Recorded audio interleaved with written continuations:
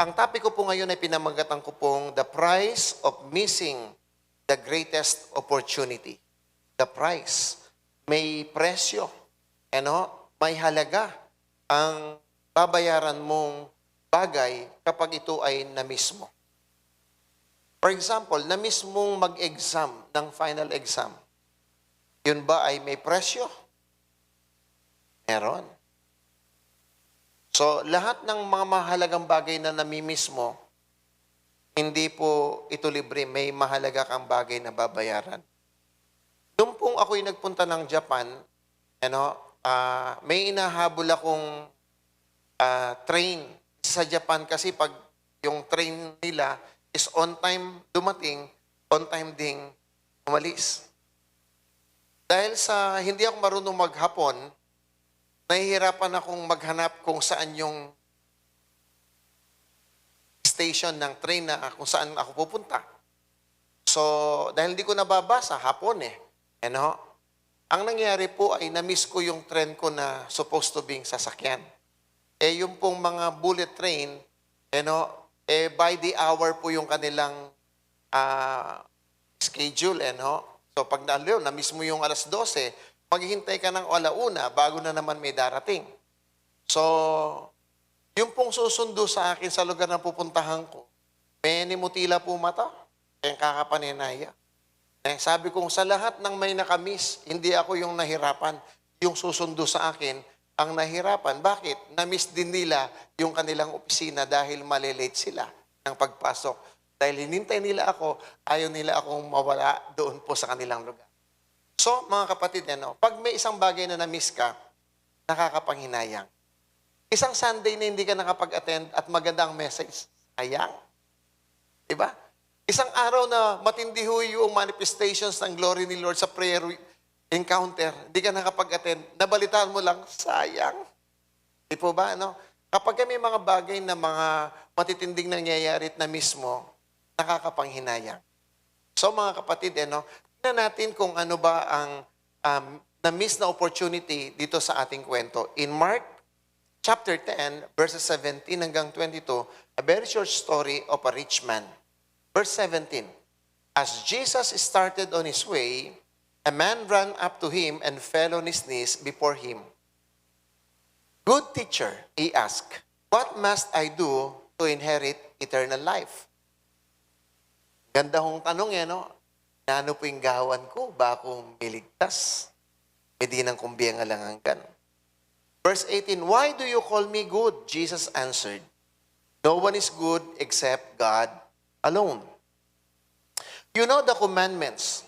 You shall not murder. You shall not commit adultery. You shall not steal. You shall not give false testimony. You shall not defraud. Honor your father and mother. Teacher, he declared, all this I have kept since I was a boy. Ang galing ng batang to. Ang galing ng mamang to. Kulang na lang lagyan ng halo. So, feeling niya, nile-level niya yung sarili niya kay Lord. Sabi ni Lord, wala namang magaling wala namang mabuti, si Lord lang. Sabi niya, naalala mo ba yung 10 Commandments? Sabi niya, yes, Lord. Wala pa bata ako hanggang ngayon. Kayang-kaya, Lord. So, linawin na yung Lord ditang tao, kapampangan niya ba yun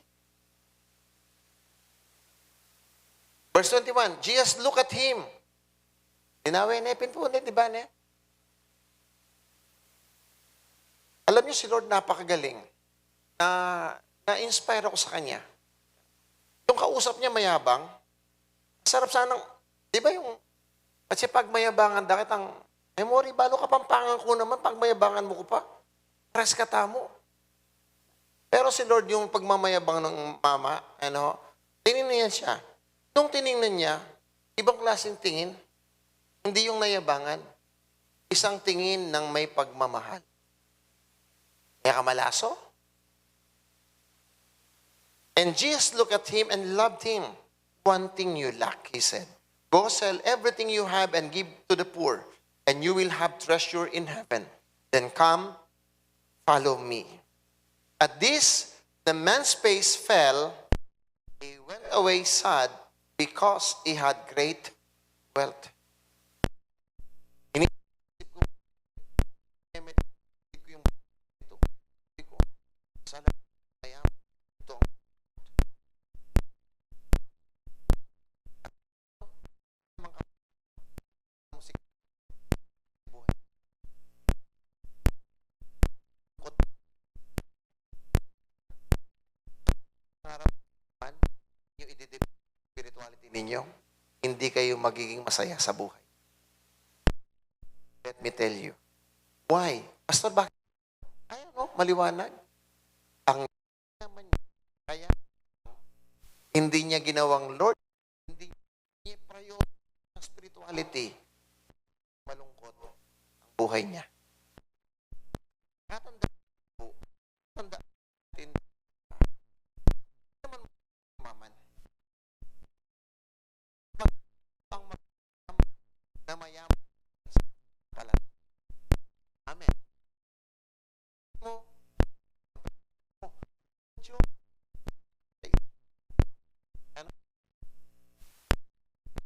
why did the rich man walk away? Ito ho yung tanong ko, why did the rich man walk away?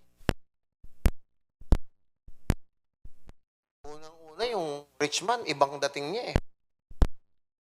Sabi,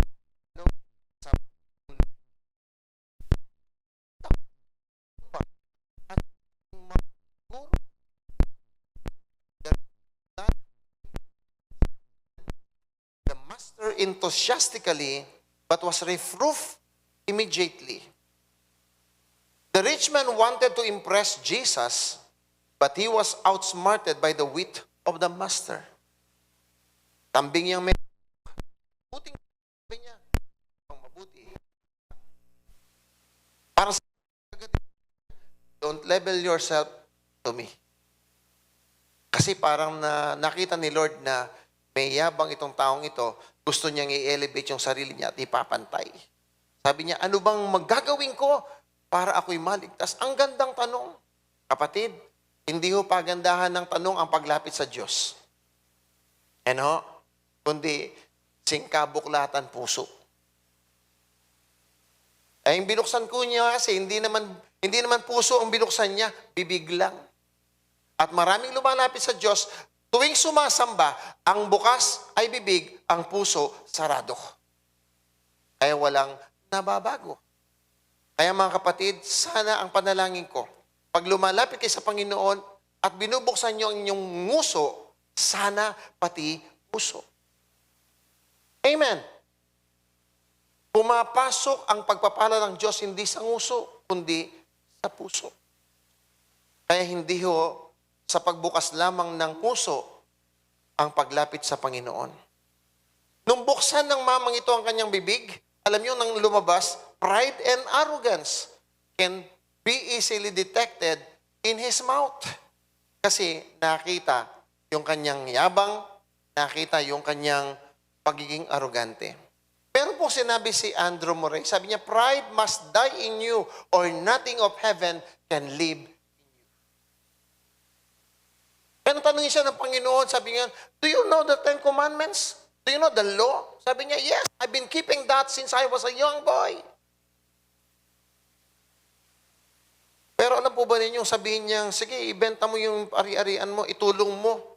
Now listen, kung pag-aaralan po ninyo ang 10 Commandments, dalawang bahagi ito. Yung unang bahagi para sa Diyos.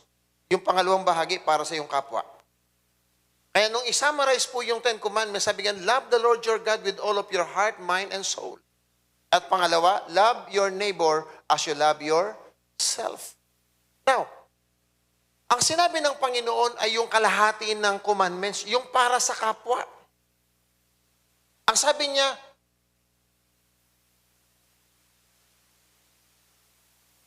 huwag kang magnakaw. Huwag mo lokohin yung kapwa mo. Huwag kang pumatay. Huwag kang magsinungaling. Lahat para sa kapwa.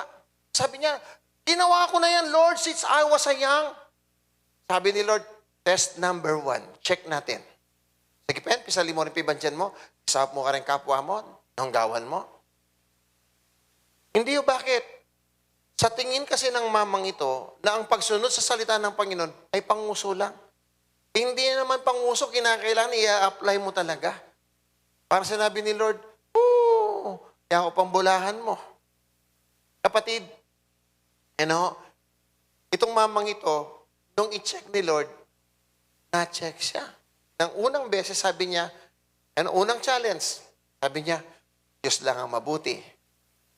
May baraya po. Test number 1. Test number 2, nagawang ko na po yan hanggang anak ko pa.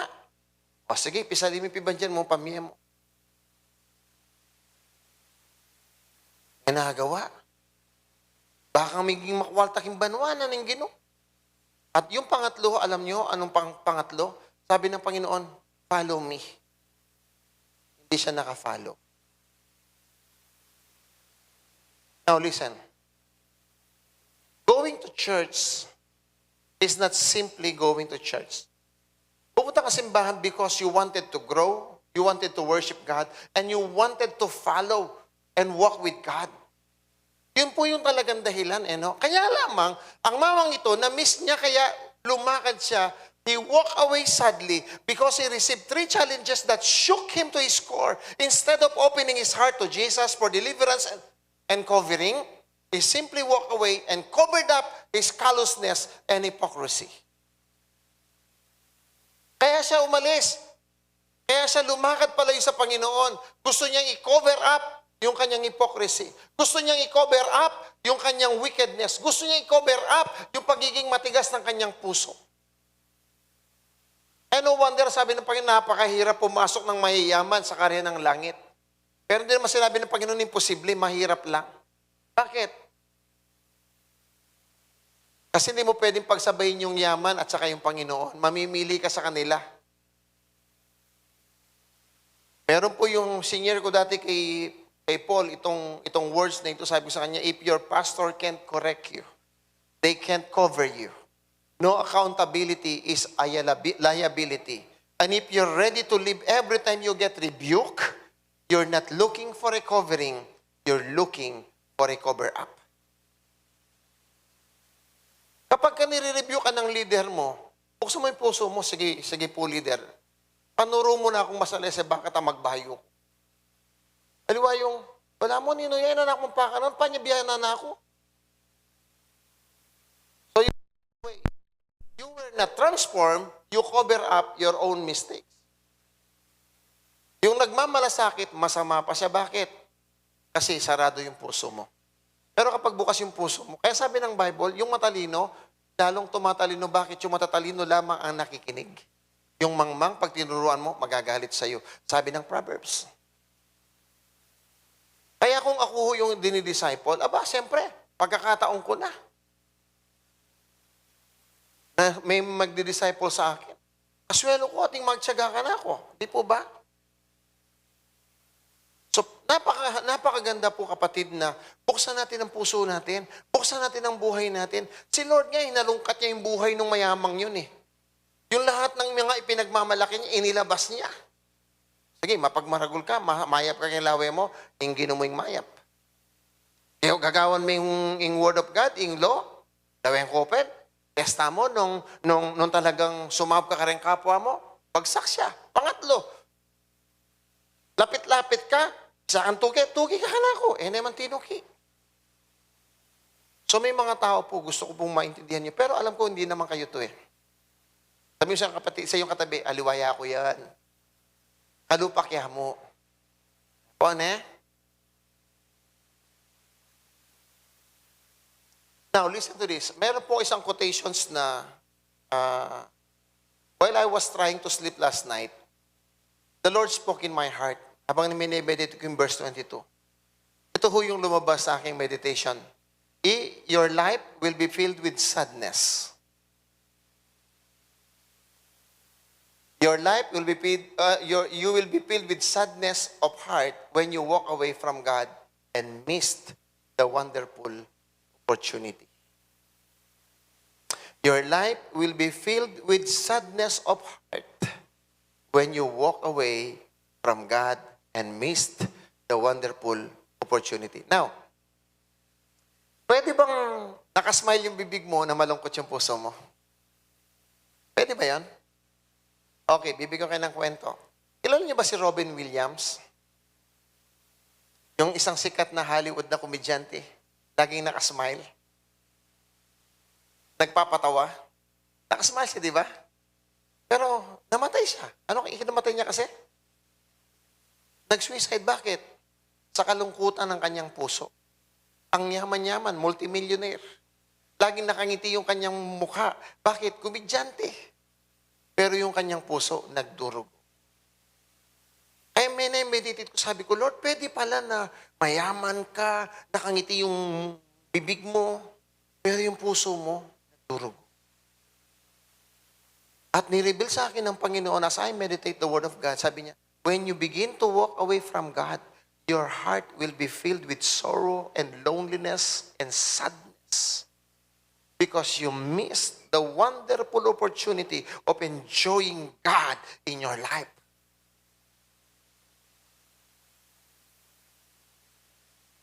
Amen. Kaya pag sinabi mong, yung mga, nakaawa ako sa mga taong yung bang parang ang yayabang na kaya nilang talikuran ng Diyos. Kaya nilang ipagpalit ang Diyos sa isang boyfriend o girlfriend. Makalunos lang. Bakit? Do you think the boyfriend will make them happy? For a while. Later on, gusto yung malaman kung anong kasunod nun?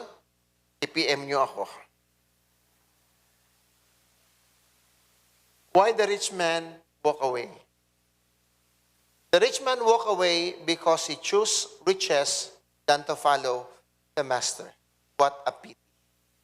He probably thought that God wants him to be poor by selling property and distribute to the poor.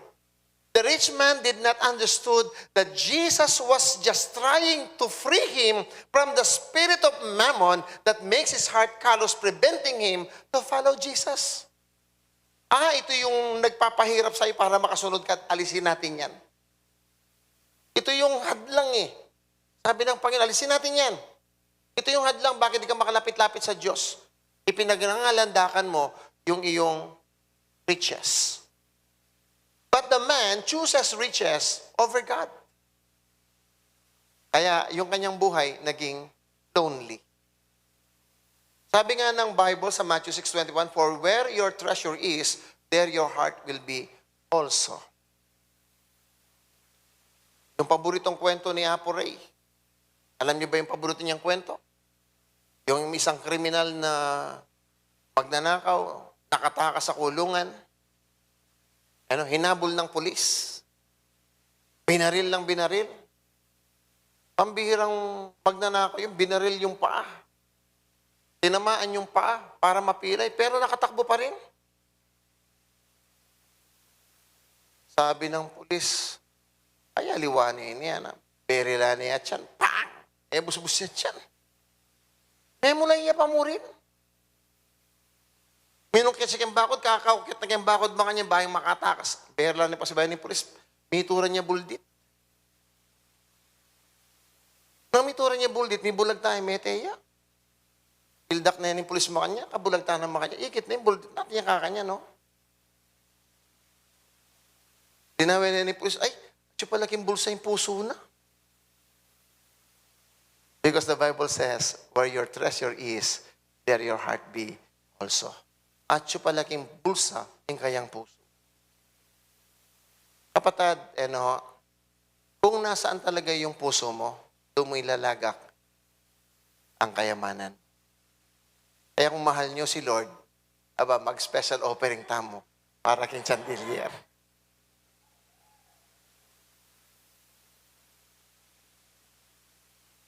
Ikaw po mimuha ka na ako na. Alugaran niyo ko po. Ito pong totoo.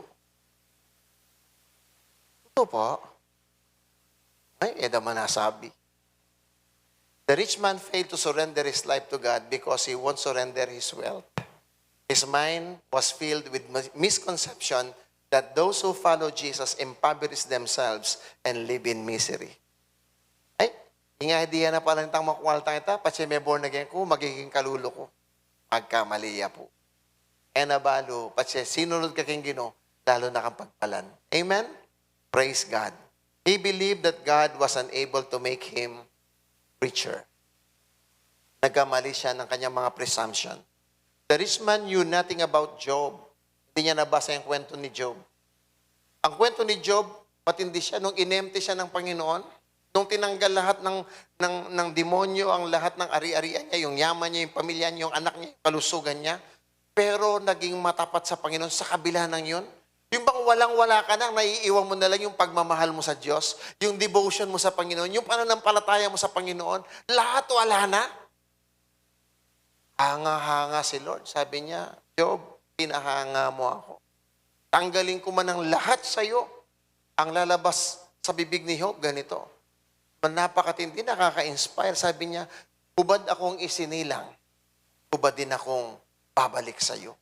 In other words, si Job, walang kwenta sa kanya yung lahat ng ari-arian. Ang pinakamahalaga sa kanya ay yung Diyos na kanyang sinasamba. Yung Diyos na kanyang pinaglilingkuran. Yung Diyos na kanyang sinusunod. Hallelujah. Amen? Sabihin po natin sa ating mga puso't kaisipan, Lord, basta atsuka, okay na ako. Now, ang tanong ko sa inyo, pababayaan ka ba naman ng Diyos kung siya yung iyong talagang pinili?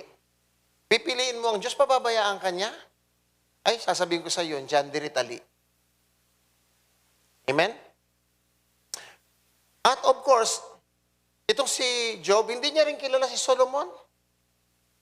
Si Solomon, nag-commit kay Lord, he became the richest and the wealthiest king that ever lived on earth. Kaya hindi ho tama yung myth na kapag ka naging born again ka, naglingkod ka sa Panginoon, magiging mahirap ang buhay mo.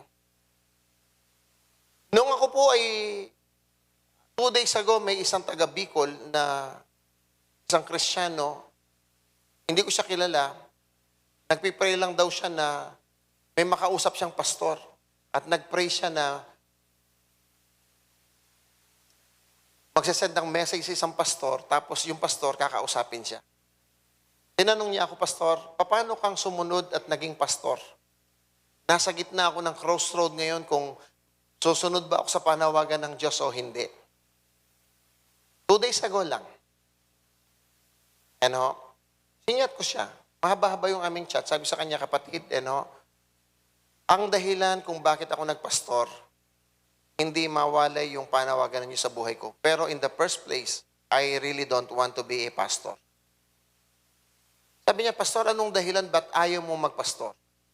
Sabi ko, because of the myth that was in my heart and in my mind at the time. Ano yung myth na yun, pastor, ang sabi niya? Na ang pastor, maghihirap ang buhay. Kasi nung araw, may nakikita akong mga pastor, pag naglalakad, yung kanilang mga sapatos nakasmile. Nakalabas yung dila na kanya.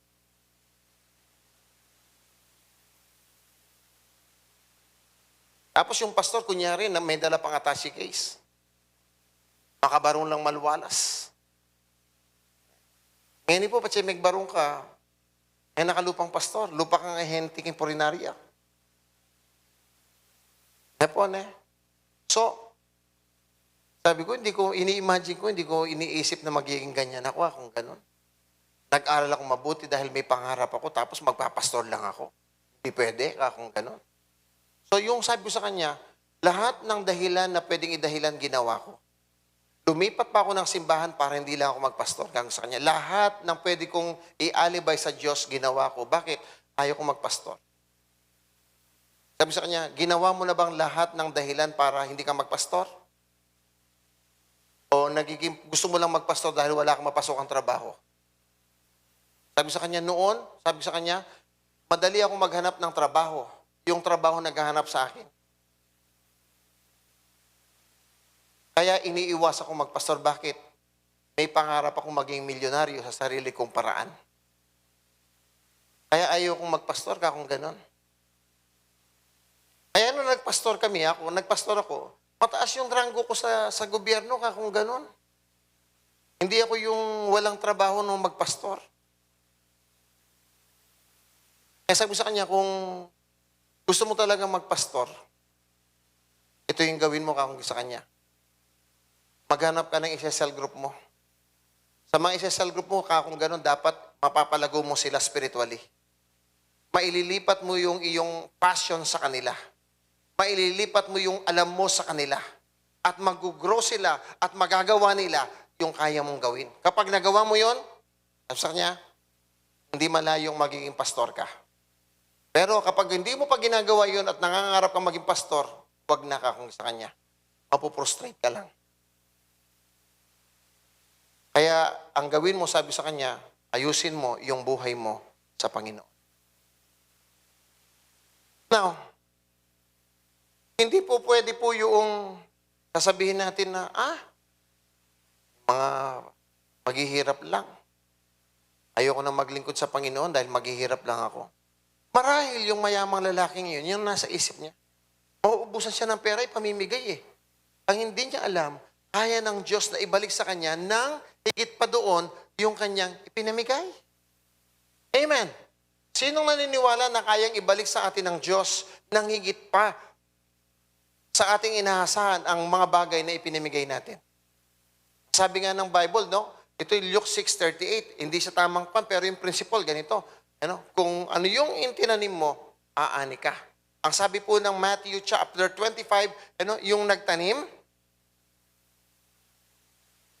pwede siyang umani ng 5, ng 2, ng 1, ng 100 folds, 60 folds, or 30 folds. In other words, masigit pa doon sa inaasahan mo yung pwedeng ibalik ng Diyos sa iyo kapag marunong ka lang magtanim. Kaya lamang, ang problema na lalaking to, hindi niya kilala kung sino yung kanyang kinakausap. Hindi niya kilala kung sino yung nagbibigay sa kanya ng utos. Sige, pamigay mo yan, sumunod ka sa akin. And I'm sure, kapatid, this person missed his wonderful opportunity because he missed what God will do in his life. Yung devotion ko kahapon, maliban sa ating pong mga readings, yung devotion ko kahapon nasa Psalms, antindi po. Ang sabi po, Lord, ipapakit mo naman kaya kami tangag yumunggawan. Mag-pray ka ba, Lord? Itangag yumunggawan, itang upaya mo, Lord. Mag-manifest kang biya ko, akit ko itang himala. You wanna see that? Mga kapatid, you just don't know who God is in your life kapag ganun tayo kababaw. Sabi ng Jeremiah 9:23-24, this is what the Lord says, let not the wise boast of their wisdom, or the strong boast in their strength, or the rich boast of their riches. But let the one who boast about this, that they have the understanding to know. Kung magmamayabang ka lang daw, huwag mo ipagmayabang kung anong meron ka. Si Lord lahat lang gumawa niyan. Ang dapat mo daw ipagmayabang ay ito. Sabi niya gano'n, that they have understanding to know me, that I am the Lord. Kung gusto ka daw magmayabang, ipagmayabang mo na kilala mo ang Diyos. Na mayroon kang malalim na understanding who God is, what God can do in your life, what God is about to do in your life. Ito dapat daw yung pagmalaki mo. Mayaman ka, sinong gumawa niyan? Sabi ng Bible, the earth is the Lord and the fullness thereof. Pinagmamalaki, may kotse ako, may bahay ako. Si Lord nga, yung buong universe, ginawa niya, hindi niya pinagmamalaki. Yung kotse at bahay mo, wala man lang katuldik yan sa laki ng lawak ng ginawa ng Panginoon. Yet God is not boasting.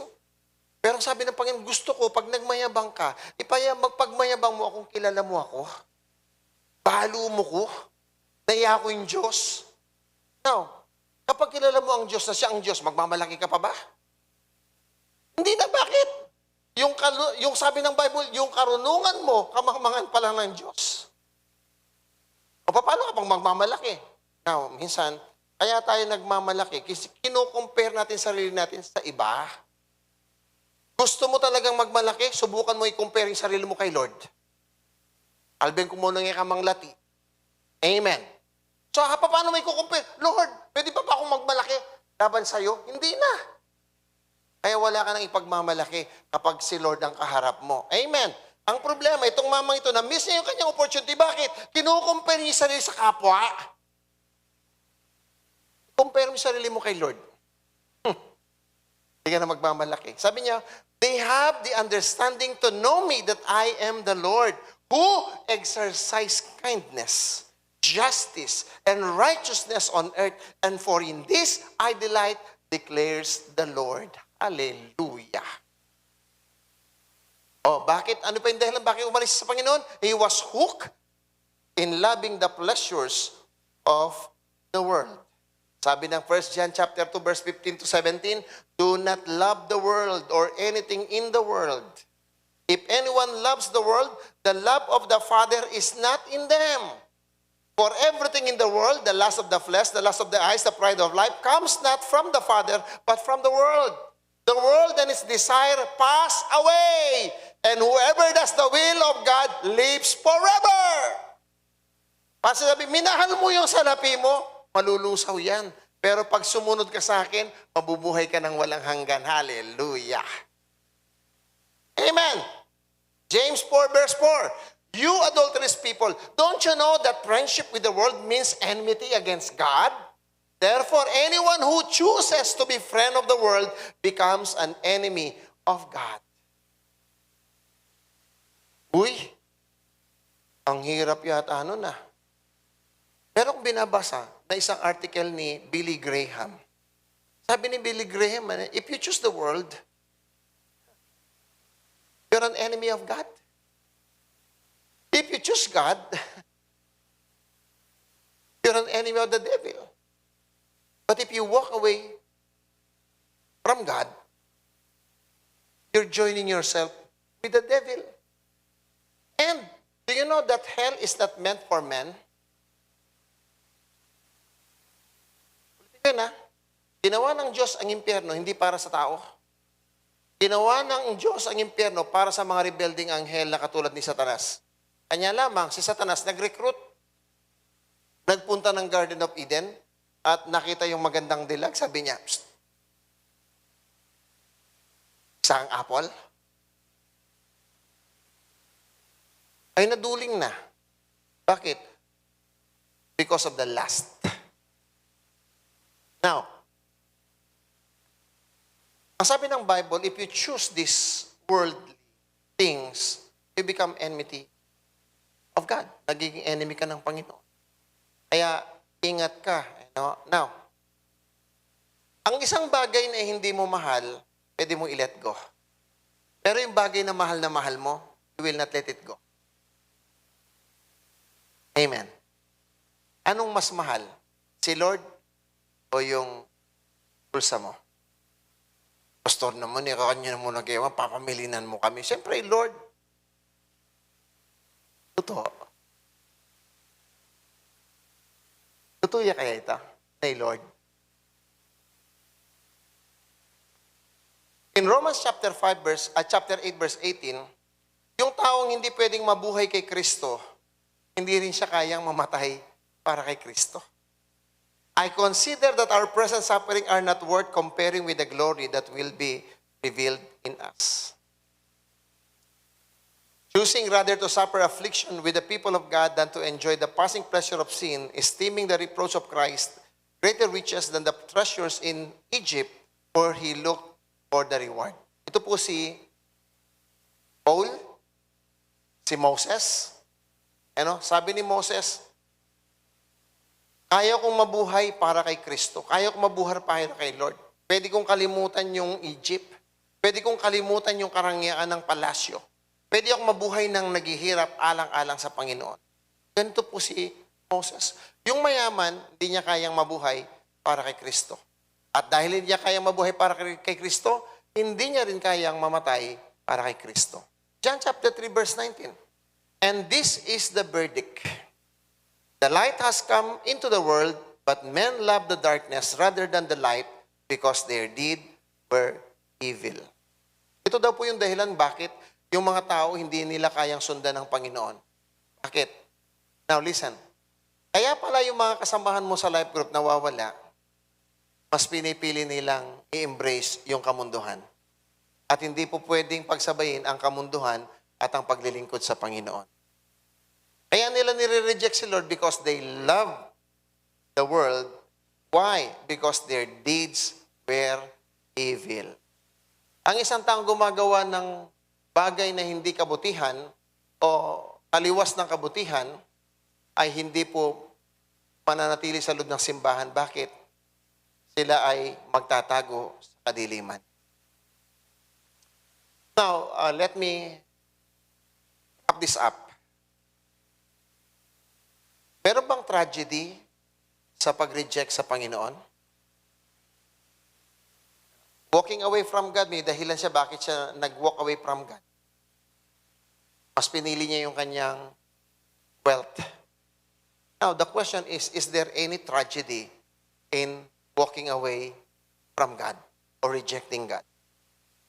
Ito po yung sinabi ni Billy Graham at gusto ko siyang basahin. God doesn't send anyone to hell. The Bible declares that hell was never intended for man but for the devil and his demons.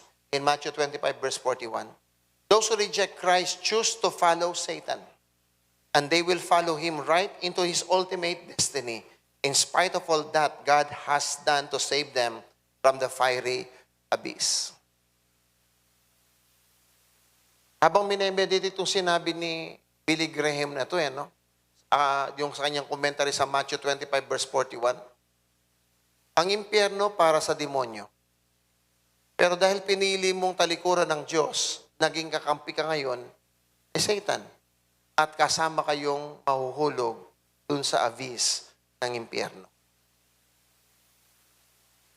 So, meron palang tragedy ang pagtalikod sa Panginoon. Pag tinalikuran pala natin ang Panginoon, kasi dalawa lang naman ng Diyos na sinasabi ng Bible eh. The God who created the world and the God of this world. Diba? May nabasa na ba kayong ganun? The God of this world. The God of this world is Satan. And the God who created the world is God. The God that we serve. Now, dalawang nag-uumpugang Diyos. The God who created the world and the God of this world. So, ang sabi ng Ephesians chapter 2, nung hindi pa tayo born again, lumalakad tayo sa pita ng laman na ayon sa kalooban ng the God of this world. Pero nakapakinig tayo ng gospel, nag-repent tayo. Ang ibig sabihin ng repent, nag-change of mind tayo at saka ng way and direction, ibig na papunta tayo doon sa impyerno, tumalikod tayo ngayon, papunta kay Lord. Now, habang papunta tayo kay Lord, kaso lang, yung lalaking yun, may opportunity na sabi ni Lord, come, follow me. Ay nako, tinalikuran niya si Lord. Nung talikuran niya si Lord, kanino siya humarap? The God of this world. Pinili niyang i-embrace ito. Dahil pinili niyang i-embrace yun, what happened is, kung saan destiny nun, dun din siya. So there was a tragedy of walking away from God.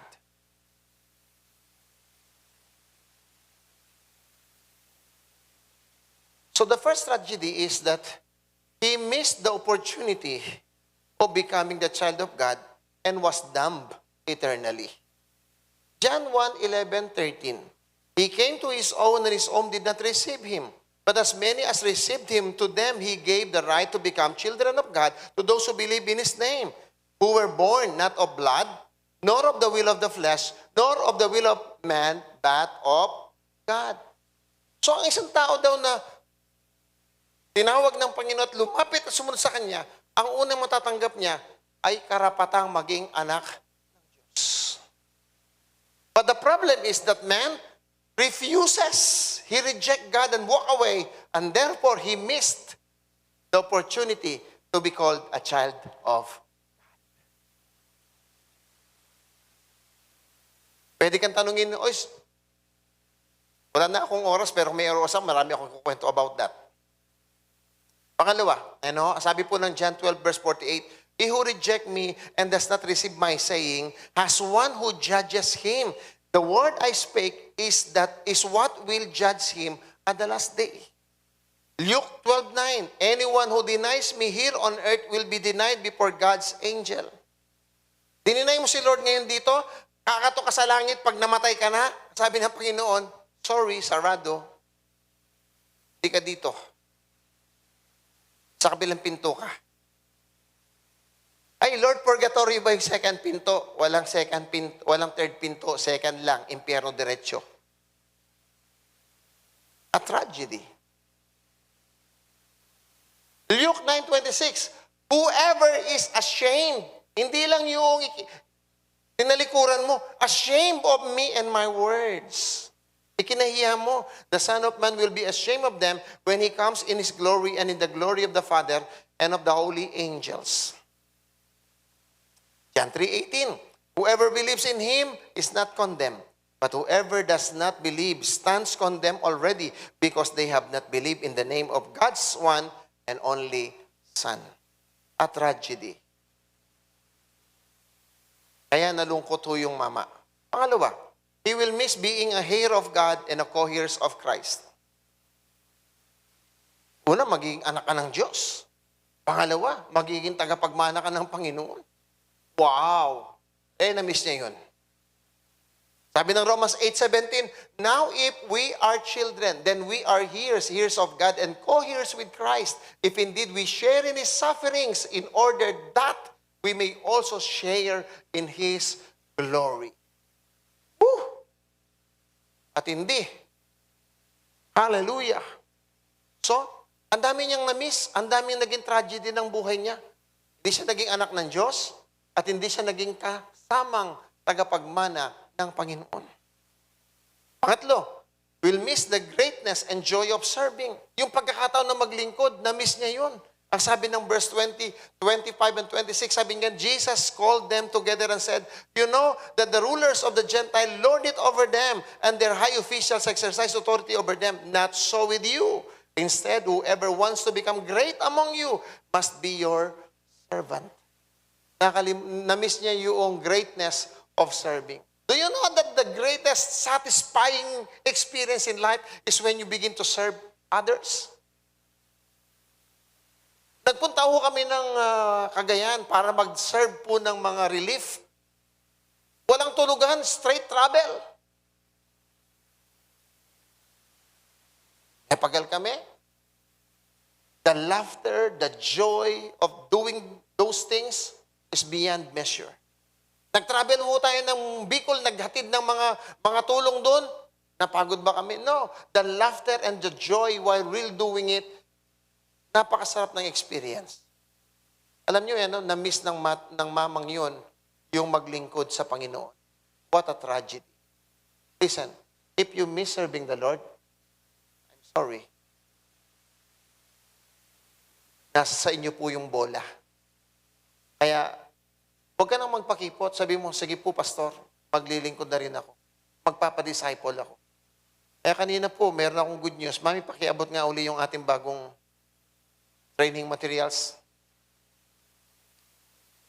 Kaya yung mga nag-aaral ng HLA, yung ating foundation series, is here. Amen? So, kahit pandemic, pag meron kayo nito, basa-basa lang, matututo kayong maglingkod sa Panginoon. Amen. Amen. So, basta tayong lang sasabihin natin, sige pastor, yako, maglingkod na ako king Ginoo. Total pandemic mo rin, pagkakataon ko nang maglingkod din eh. Kaya ang siping ko, miyadjala, pag-pray ko na lang. Amen po ba mga kapatid? So, meron tayong 3 booklet ngayon. Yung una, yung booklet para sa Discipler's Course. Pangalawa, yung devotional guides. At yung pangatlo po, itong ating foundation series. Yung pang-apat na libro, yung buhay nyo isusulat namin. Kasama namin ang Holy Spirit sa pagsulat ng kwento ninyo. Amen? Palakpakan po natin ang Panginoon. Hallelujah. So let's not miss the opportunity of serving God. We'll miss fulfilling the purposes of God. In Acts 13:36, now when David had served God's purpose in his own generation, he fell asleep. He was buried with his ancestors and his body decayed. Kahit mamatay ka, kung tapos ka na, graduate ka na, natapos mo yung iyong dapat tapusin. Diba sabi po minsan nung ating pinag-aralan kay Paul, nung nagpaaral siya kay Timothy, Sabi ganun, I have fought the good fight of faith. I have finished the race. I have kept the faith. My life is like a drink offering being poured out. At yung sabi ng Paul, sabi niya, Lord, gusto ko, Lord, pag binuhos mo ako, itaktak mo ako, yung kahit yung pinaka-last drop na naibigay ko ng todo-todo sa iyo. Hallelujah. Pag naglilingkod po tayo sa Panginoon, taktak na natin pati lahat ng bato. Huwag TikTok. Ano? Iba po yung TikTok at saka yung taktak. Taktak. Todo-todo yung bubuhos mo, todo-todo mo yung buhay mo. Yung iba, hindi tumotodo, tini-TikTok eh. Gusto nga rakap na kung may TikTok, tuktukan na kayo. Paboran nyo na lang mag-TikTok. Ikatampo, magkaita mo. Magtaktak mo kay Lord. Amen. Amen. Sabi sa yung katabi, taktak tayo kay Lord. Todo bato. Sabi ng Matthew 25, verse 21, His master replied, Well done, good and faithful servant. You have been faithful with few things. I will put you in charge of many things. Come and share your master's happiness. Uy, kapatid, pag nagtatakta ka pala kay Lord, your life will be filled with happiness. Hallelujah. Woo! Nothing is more fulfilling than living a life for purpose. Discover and fulfill your purpose for living. Bakit ka nabubuhay sa mundong ibabaw na to? Para lang ba kumain, matulog, mag-TikTok? Hindi ho. May purpose yung buhay natin. Sabi ni Bishop T.D. Jakes, isa po sa magaling na inahangaan kong pastor, sabi, if you can't figure out your purpose, figure out your passion, for your passion will lead you right into your purpose. Sabi po ni Sunday Adihalaja, sabi, you cannot fulfill your mandate without fulfilling your purpose and calling in life. Sabi ni Miles Monroe, nakikita natin to sa ating pong encounter, the greatest tragedy in life is not death, but a life without purpose. Let me wrap it up.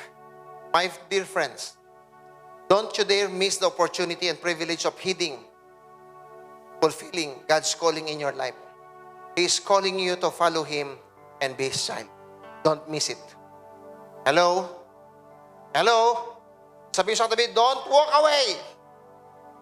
Fulfill your purpose. Sabi mo sa sarili, mangangako ka, hindi ako tatalikod sa iyo, Panginoon. Hindi ako tatalikod sa iyo. Hindi kita ipagpapalit. Ang giyang apulo na pang Richard Gomez. Amen? Tamo pong totoo. Amen? Your life is very important. That's why you need to surrender it to God. Alam niyo, minsan meron akong in-exhort dito. Sabi po ni Paul, sabi nga, I am convinced that what I have entrusted to Him, that He is able to keep it. Listen, whatever you surrender to God, He is able to keep it. Maglagay ka ng pera sa bangko, minsan yung bangko ninanakawan eh. Yung ATM mo minsan na-hack. Pero pagkatiwala mo yung buhay sa Panginoon, no one can hack it. Sabi ganun, no one can snatch you out from my palm. No one can snatch you out. Pag si Lord ang humawak ng buhay mo, walang pwedeng magnakaw. Surrender your life. Making Him your Lord and enjoy the process of self-emptying. Yung mga pag-alis po ng Panginoon, pagka may inalis sa buhay natin, huwag kang magreklamo. Sabi mo, Lord, because I surrender my life, ano man ang alisin mo, okay lang. Bakit? Kilala kita eh. Pag may inalis ka sa buhay ko, may ipapalit kang maganda. Amen. Amen. Convince yourself that whenever God removes something from you, He is able to replace it with better things. Tandaan nyo yan. Huwag kayong parang crybaby ka, may inalis si Lord. Lord, Leo, kung ano po yung boyfriend ko, baka nanakan yan. Ay, palitan ni mas pogi, tangkalupa ko.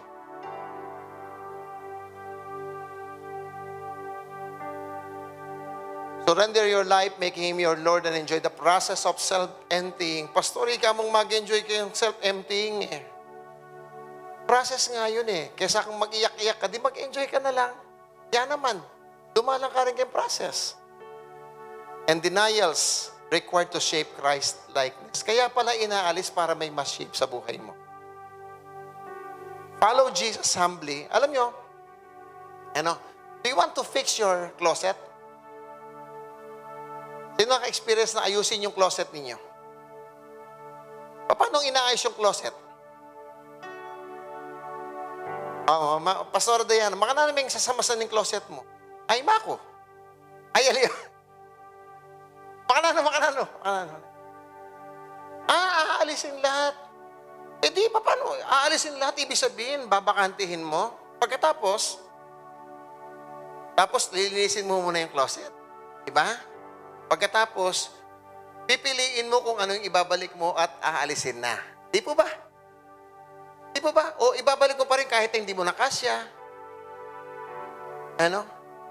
Yung grade 1 ka palang na damit, ibinalik mo pa rin. Pwede ba yun? Hindi ho. May aalisin ka talaga. Closet mo yun no? Paano yung buhay mo? Gustong ayusin ni Lord, anong gagawin? I-empty mo na yan. Ang tawag yan, self-emptying and denials. Amen. Kaya dahil mahal na mahal natin yung inaalis ni Lord, ayaw nating maalis. Inalis ni Lord, inahahabol mo pa eh. At ang gusto ni Lord, alisin natin yan kasi sagabal yan eh. Ay, Lord, dali po. Istong leko may, pati ako, ilako mo na. Mga ganon. Di ho, dapat pag may inalis si Lord, yung dapat lang alisin. Alisin mo na lahat, linisin, tapos yung mga dapat nang alisin, huwag na ibalik. Ngayon, pag ibabalik ni Lord, yung mga pwede lang. Ay, kulang. Marami ng bakante. Dahil marami ng bakante, marami ng magandang pwedeng bagay na idagdag. Paano dadagdag yung magagandang bagay? Punong-puno ng pangit na bagay yung closet mo. Ay, yung buhay mo pala. Actually, sabi ko lang closet, pero ikaw talaga yun eh. Amen. Gusto mo bang yung ibinabalik mo lagi yung luma? Kaya mo, sige Lord, sige, tangye ka na ganang masyura, lako mo na Lord. Sige, ayan no? Open na open. Mo asbuk yung maka-open ko, puso maka-open. You know what? If you do that, you will not walk away from God. The very reason that rich man walk away from God because he never opened his heart. Open his mouth. Ay, hindi na isang buhay. Follow Jesus humbly and joyfully, serve His purpose. Ay, Joshua 24 verse 15, ang ganda-ganda, sabi niya, but if serving the Lord seems undesirable to you, sabi niya, kung paglilingkod sa Panginoon sa inyo, hindi mo niyo gusto, huwag niyo akong isama sa inyo. Sabi ni Joshua, then choose for yourself this day whom you will serve. Whether the gods of your ancestors serve beyond the Euphrates, the God of the Amorites, in whose land ye are living. But as for me, sabi niya, nung kayo, sige, bahala kayo. Pero nung niya ako, pili ng king Ginoo. Hallelujah. Hallelujah. Amen. Why is it so many people turning their back to God? Pero I promise myself, if they will turn away, it doesn't matter. I choose to serve the living God. Hallelujah. Amen po ba? Sige po, palakpakan tayo, Lord. And be filled with the Spirit and is endowed of power. Let me close. Acts chapter 24, verse 25. Habang nangangaral si Pedro doon sa bahay ni Felix, na governor, nangangaral siya, sabi nga nun, and Paul reasoned with them about righteousness, self-control, and the coming day of judgment. Felix became frightened, na-convict, natakot because of judgment. Ang sabi niya kay Paul, go away for now. He replied, when it is more convenient, I'll call for you again. My question, did that convenient time came back? Did that convenient time came back? Di na natin pwedeng ibalik ang 2019 na walang pandemic. Na masaya tayong nagfe-fellowship. Na magbeso-beso tamo. May pagkaul-kaul tamo. Can we bring those days back? No more. Those convenient days were over. Because tomorrow, there will never be a convenient time. Sabi niya kay Paul, some other day, some convenient time. No. It's either you surrender your life or you walk away from Christ.